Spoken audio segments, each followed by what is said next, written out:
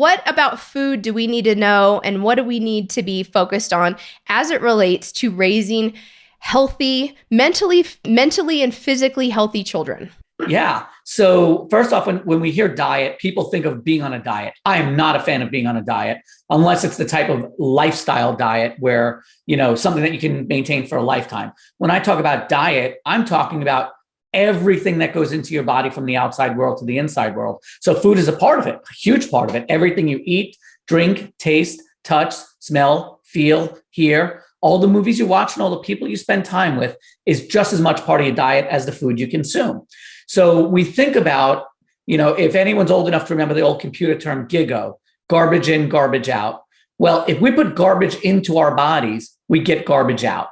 The food that you have, it goes into your body. It doesn't just come out when you go to the bathroom. It becomes you. It becomes your cells. It becomes your fingernails. It becomes your skin. It becomes your heart, your liver, your lungs, your kidneys.